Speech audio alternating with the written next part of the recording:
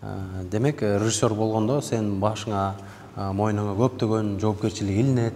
Себеп режиссер болгон соң сен деген ошол өзүңдүн тартып аткан тасмаңдагы бардык командаңа жоопкерчиликтүү болосуң, бардыгынын үстүнөн карайсың, бардыгына тапшырма бересиң. Жана ошондой эле ошол мисалы үчүн тартып эми командага кимдер кирет? Жарык берүүчү, осветитель деп коет, мына тартып аткандар оператор деп коет.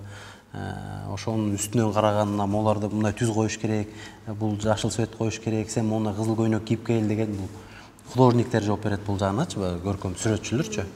Андан сырткары үн, биз мына бул жерге петличка илип алып жазып атабыз, бул үн режиссерлор, үн операторлор, ошонун баардыгы отуруп ошол кино тарткан команда болот да. Ошол команданын баарынын үстүнөн караганда мына генералы бул режиссер болот да. Анан сен ошол командаң менен, ошол жакшы сценарийиң менен айта турган сөзүңдү художниктер кистичка менен сүрөт тартып көрсөтсө, сен ошол кино менен көрсөтөсүң да.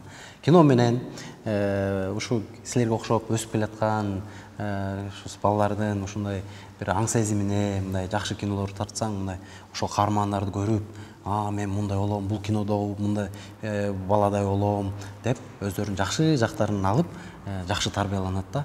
Эгерде ошол кинонун тарбиялык жагы начар болуп калса, жаман жагын алып туруп, жаман жагын алып, ошол жагын сиңирип, анан жаман тарбияланып калышы мүмкүн да. Ошондуктан социалдык жактан дагы мындай ошол жакка дагы бул режиссерлор жоопкерчиликтүү да.